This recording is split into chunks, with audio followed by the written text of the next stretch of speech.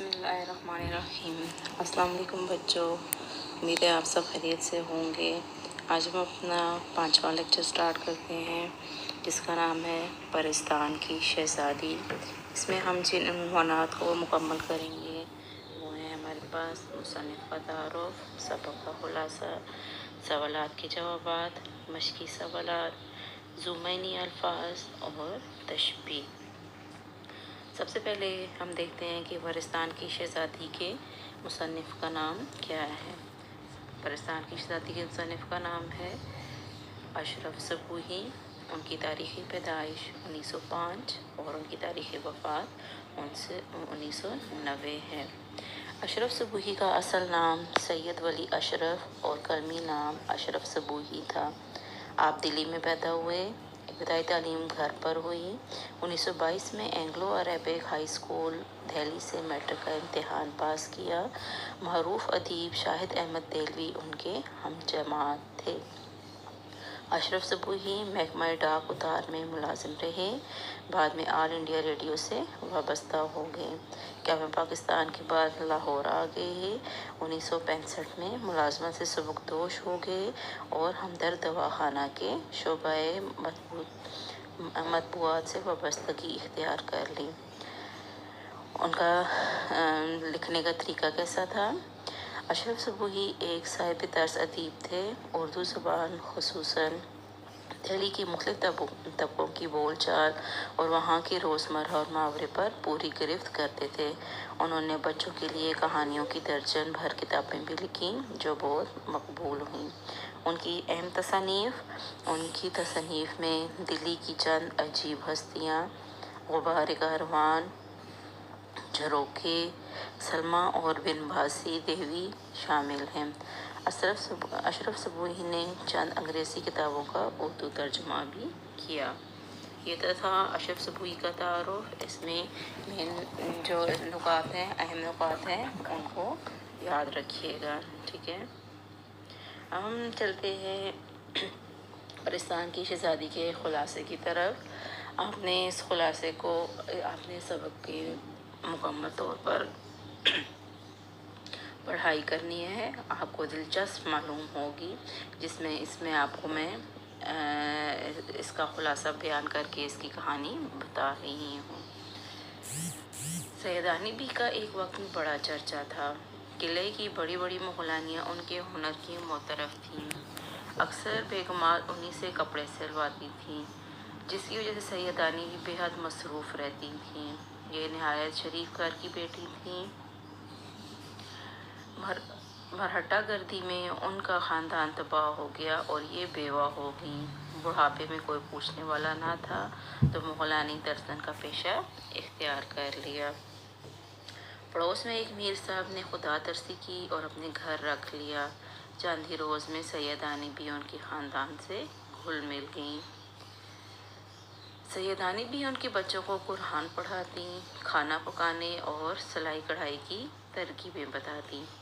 मीर साहब और उनकी बीवी बहुत खुश थे कि सैयदानी भी को उनके बच्चों की तरबियत के लिए भेज दिया। सैयदानी भी के बारे में मशहूर था कि वो परिस्तान की सैर कर आई हैं। चुनांचे सर्दियों की एक रात मीर साहब की बीवी ने इसरार किया कि अपने परिस्तान की सफ़र की दास्तान सुनाएं।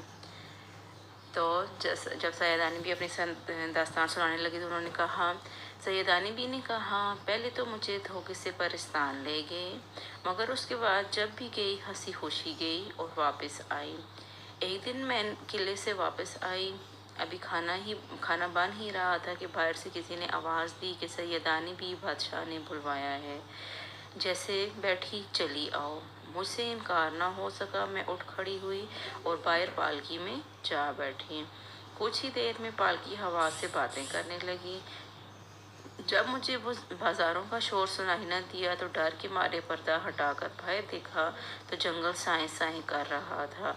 मैंने पूछा कि कौन हो और कहाँ ले जा रहे हो, तो एक बकरे और गधे के जिस्म वाले जिन ने बताया कि सैयदानी भी हौसला रखें, बादशाह सलामत सैयदों को बहुत मानते हैं और कुछ ही दम में हम महल पहुंच जाएंगे।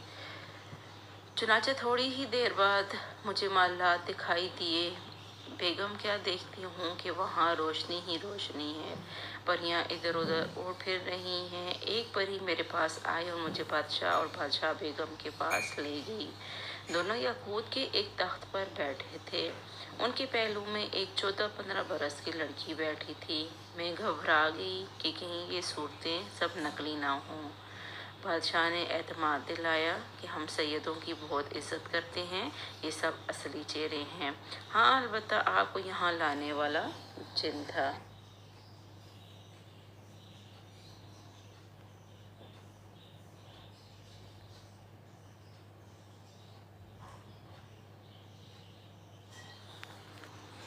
اتنے میں دسترخوان سجایا گیا، اس پر ایک ایک بالشت کے پودے تھے۔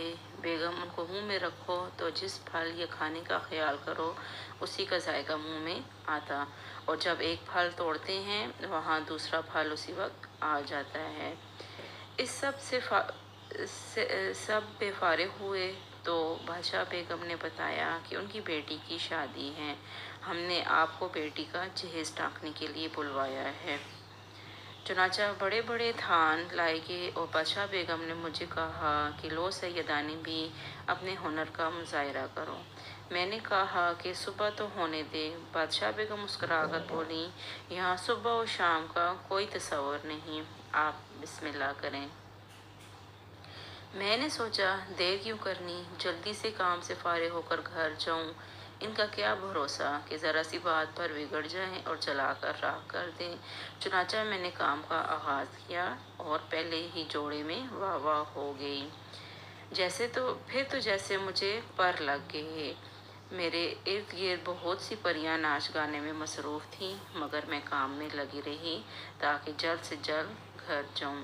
جب کام مکمل ہو گیا تو شہزادی نے بہت اصرار کیا کہ میں وہیں رہ جاؤں۔